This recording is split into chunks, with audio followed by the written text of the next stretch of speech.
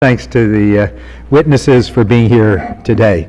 And I appreciate the chair holding this hearing. The first bill, H.R. 5066, would reauthorize the National Geological and Geophysical Data Preservation Program, and the bill is long overdue. This country's collection of geologic and geophysical data is invaluable. It represents millions upon millions of wells and cores and fossils and maps and other things that have been collected over more than a century. And they're not static museum pieces. These collections are used, will be used, should be used day by day by government scientists and the private sector and teachers and students and others. And not only is are most of these data irreplaceable, but much need special handling and storage. So digitizing it is not the answer. So we it's hard to imagine what future researchers would say if we allowed this to disintegrate or disappear.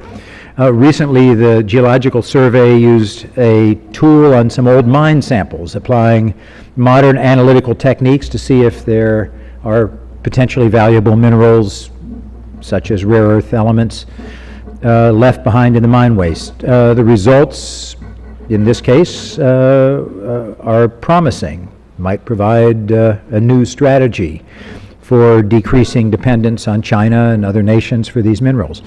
But that's only one example of the kinds of things that can be done with these data, with these samples. And the authorization for the program expired now 4 years ago. And while the U.S. Geological Survey has a general authority, it really needs a special, specific reauthorization with a clear statement of support as well. So I think this will help. I hope it helps with the funding levels because they are insufficient as it stands. The authorized $30 million a year has not come close in the appropriations, and it's something on the order of $1 million, I guess, in recent years, or maybe as much as $2 now. $2 million spread over the state geological surveys is not nearly enough to really safeguard the collections. So I'm glad to see us moving forward. Thank you, Mr. Chairman, for doing that. The second bill, 5176, H.R. 5176, will retire finally some antiquated coal lease applications that date back decades. These preference right lease applications are a vestige of a bygone method of coal leasing, and it is time that we do away with them. Since the mid-70s, the Department of the Interior has gradually been working through these applications, the ones that were grandfathered. We're down to fewer than 30,000 acres in New Mexico. This bill would help the department take care of probably all or almost all of those remaining acres and put this system to rest as it deserves. The most concerning thing about the coal preference right lease applications in New Mexico is that they're in a terrible area for coal mining. Right next door to the Chaco Cultural National Historic Park.